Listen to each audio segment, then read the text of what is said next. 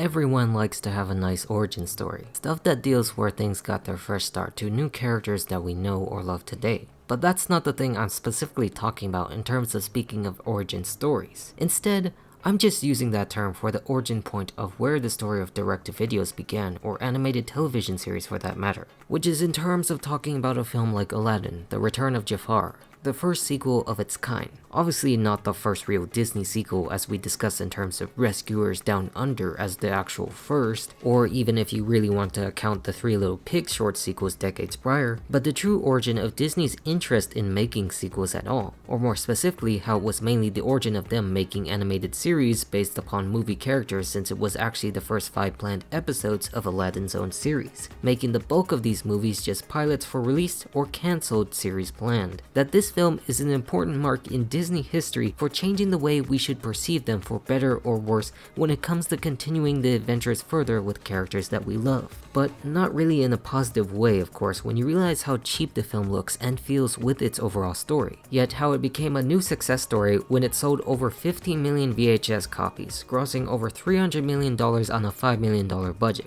or twice the amount if you adjust for inflation. Like, you would never even know how big that is considering it was released on home video until you looked up the numbers yourself to see it, and that's probably why they made so many considering the factors that are much cheaper to produce and make back its profit compared to a theatrical release, something they actually did think of doing beforehand. And this is where we have to speak about the production of how this came to be, why they even wanted to do it. This also speaks again of its basis of being a series, wanting to be one made for television after the original film was released, considering other early hits when they made the Little Mermaid TV series for CBS, acting as a prequel to the film, and then speaking of hit TV shows they aired on the Disney afternoon. That this idea was to begin with an hour-long TV special, but instead recommended as a pure home video release to act as a more official sequel, which Disney heads at the time argued it would cheapen Disney's brand, Michael Eisner himself specifically saying it hurts Disney's name, which technically he was right in saying, but also wrong considering its tremendous success later on. That this made a situation that people were interested in, but unfortunately opened up this pitiful world of mediocre sequels that can print money, looking like they decided to listen too much to the stockholders. That they only went through with these ideas because they know the cost was enough to make more. The other factor here was the process that was much more faster compared to the other alternatives, like obviously releasing the film in theaters, with the easier and much shorter time frame to make and promote with animation that doesn't even have to try. Still probably much more than other studios could say, but still not that good. Also based on the fact of the growing video market at the time of the 90s, where it would be better to capitalize off of that field, making double the amount from the start of the decade, where demand was just such high for continuing such characters in the quickest way possible. And even film producer and co-director Ted Stones admitted that they were rushed in the story, to no one's shock, and wasn't really even fond of the film itself, dividing time between two studios' halves in Walt Disney Television Animation, where half the film was done by the Australia division and the other half being the Japan one. And to make matters worse is where Genie was not going to be voiced by Robin Williams, due to his public feud with Disney with them using his voice in the Aladdin marketing, since he made a deal first to take a cut as long as they didn't use too much of him, but how they did due to financial issues they said, until they publicly apologized, leading him to go back to voice him in the last sequel, The King of Thieves. Instead, because he refused during this time, he was voiced by none other than Dan Castellaneta, or as we famously know him as, Homer Simpson himself, who does a fairly decent job, but still not the same Genie we fell in love with, but still also, again, very good at portraying a comedic character for the series overall, with his own unique take on Genie that can be good, with the rest of the cast returning from the first, with a few new ones that will also be heavy parts of the own series. But anyways, you're probably asking right now, what exactly are my thoughts on the film? Well, to put it simply, after talking about all of this, all I can really say is, meh. That it's just a meh movie that is stitched together as a pilot released in a more profitable form for the studio. To which, this video isn't really going to be long in talking about since it only lasted over an hour and technically wants to do no more than that as a pilot. Because this film begins with the Arabian Nights introducing us to new characters like Abbas Mal, played by Jason Alexander, before he became an annoying gargoyle, leading this new criminal gang to steal some treasure before Aladdin and Abu catch them. These are events that take place a year after the first movie, with Aladdin living in the palace with Jasmine and the Sultan, and Iago, of course, on the other hand, played by the late great Gilbert Gottfried, manages to escape the lamp and the Cave of Wonders by extent, while Jafar still gets trapped as he got tired of his own abuse. That Jafar now is a red mean genie who wants his own revenge against Aladdin, but can't unless a master awakens him, or Iago in this case. which I still have to say for him is the best part of the film for his involvement and the obvious focus of him, because most of the film is still a mediocre adventure that repeats itself. This is where I also have to add that the music is very low tier quality, as part of the course of most sequels and their own music,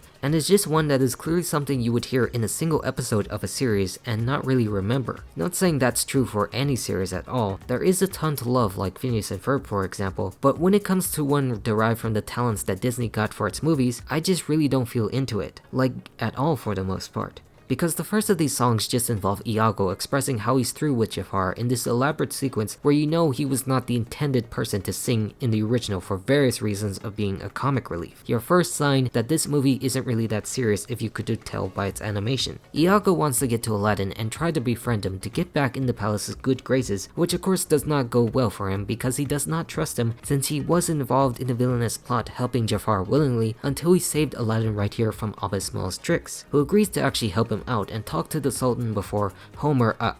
Genie comes back to greet his friends, telling in his song about his adventures that could not compare to being home with his best friends. That we establish in this part that Genie's character has reduced powers due to being a free genie, as that would technically be very dangerous if their true power was displayed, speaking of phenomenal cosmic powers that Jafar wanted to control. All the while Aladdin on the other side tries to hide Iago for some time until he could get his fair shake or something worse happens, like Abba Small getting into contact with Jafar's lamp. On his side, he tries to happily free himself until he realizes that he is still a genie, scaring Abba Small out of his wits, where he acts more as a sinister master while Abba Small is actually more of his own servant. That he's able to take advantage of his meek structure to commit to his own will and circumvent the rules of the genie to try and kill Aladdin, because he can't, effectively granting him wishes but not in the way he or us would expect, wasting him down to his last wish to choose wisely unless he agrees to help. And that's why I like Jafar's character the best in this film, because he twists the nature of the genie when you consider the words "be careful what you wish for because you just might get it." And back at the palace, Aladdin still has issues covering Iago up and trying his best to get him pardoned, events that relate to the fact that the Sultan wants Aladdin as his new vizier, the job that Jafar originally had but made complicated due to the fact of him not telling anyone like Jasmine about this Iago beforehand, which Sultan relents to a degree, but only if he keeps watching him from doing anything suspicious. And anyways, after Iago talks to Jasmine, they still reconcile to some degree because of their love, which I really don't like because of how automatically they transition right into it, where you really get that TV feel from scenes like this since events just happen like a snap of the fingers and its environment is something that would not take place in a legit film. The pacing in sequences like this truly feels structured in that episodic format, and it hinders any real stakes when Jafar is lurking from the shadows. And speaking of Jafar, he happens to show right up in front of Iago in the palace, who wants to become vizier when Aladdin becomes Sultan eventually. Here he talks about his plan is to lure both Aladdin and the Sultan out where he can finally get them while imprisoning everyone else. That he goes along with this plan because he was forced, fearing for his life, rather than rejoining the efforts of Jafar willingly, since he became friends with Aladdin in some form after saving his own life. He does try to backtrack and warn Aladdin about this, but then he conflicts because Jafar was still watching him from the shadows after trapping his own master, Abba Small. Which I have to say, for a character in the sense of this film, Abba Small is a really weak villain because he serves at the whim of Jafar rather than anyone else. He is just a vessel and he has no courage for himself as a proper master to actually control a genie. So anyways, later on, the Sultan and Aladdin agree and go with Iago to have a good time while the genie hangs back out at the palace with Jasmine and Abu, until Jafar actually finally reveals himself to deal with him and torture him on the basis of being second rate without his powers that Jafar has now compared to him. Which I will admit, I actually like this song since he does toy with him in this way, where it just has to be the villain song to be the best that they could ever produce. It's basically like A Friend Like Me, but pure rivals on the basis of anything you could do, I could do better. Like, literally that is what happens and it works really well. Not that it shouldn't have worked considering the overall structure of the film, but exactly what it was aiming to fully accomplish as a second part, and with the issues of dividing the film between two halves, where Sultan does kind of forgive them and they happily accept him as a fine vizier until Jafar's sorcery kidnaps the Sultan and sends Aladdin down a waterfall. He then returns home from this point to try to warn them, but not without Jafar disguising as Jasmine, who is now in prison with her father and Genie and Abu. taboo, while Iago faces regret from his choices, backstabbing both sides back and forth. Fortunately, Genie gets freed by Iago and saves Aladdin in time before Rasul got the chance to execute him on the spot and not face any punishments on his own, even though he's very villainous in his own fortunate right. But anyways, this is where they finally reunite with the rest of the gang, that previously beforehand with Aladdin discovering, Iago had freed them because he doesn't like Jafar anymore. His actions were simply forced to helping him out, while he really wanted to be free from that and what Aladdin could actually give to him. However, he still does not want to face him again to free Agrabah from his power, so he goes off caring about himself for the time, while the rest try to go back and deal with him, who really wants to manipulate the rules and free himself of the lamp by Abbas Small and try to give him any treasure, that they try to sneak up behind him to grab it, but not before Jafar notices in his fury, sending everyone back while the lamp flies all over the place. Where instead, we are now facing the fury of Jafar with his anger transforming back into his genie form to deal with Aladdin once and for all, while still trying to save his lamp in the process, opening up the ground in a lava pit to toy with his prey, that he splits them all from the lamp where he can only slowly avoid his impending death by lava until Iago does in fact return due to his change of heart, risking his life for the lamp until he gets zapped. Yet meanwhile, in his own gloating hubris, Iago still finds the strength to push the lamp down and finally deliver Jafar's deserved violent death, being destroyed with the very thing that trapped him and promised him powers untold in his genie state. Meanwhile, Aladdin and the gang finally escape while the gardens are turned back to their normal area, and Iago reawakens because genies really can't kill people, but can cause tremendous pain, or allow them to get killed by various other factors beyond their control. Technically more like a death that's indirectly inspired by them. But anyways, they all finally live happily ever after, but it's not really like that in the ending that Aladdin got in the first, with him rejecting Sultan's offer of him being the new vizier, wanting to explore the world,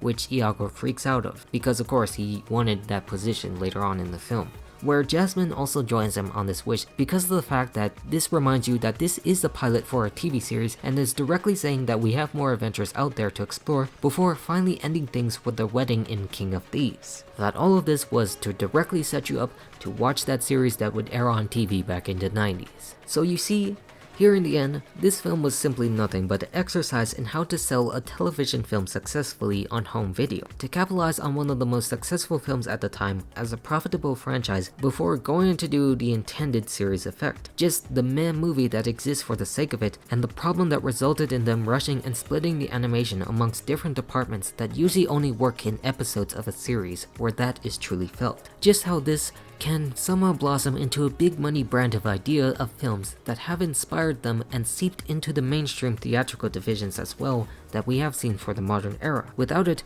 we could have been looking at a much different Disney now, since the fears of this cheapening the brand have already played out to a great success or an overall negative influence if you see it that way. But how it's not something you can really hate on its own if you just want to relax and enjoy the episodic journey of Aladdin before the King of Thieves closed it all out. Whereas we all know, the real bad things just happen later on, as I will continue to talk about in the future. So while I may not be Aladdin, I know for a fact that I'm just all done.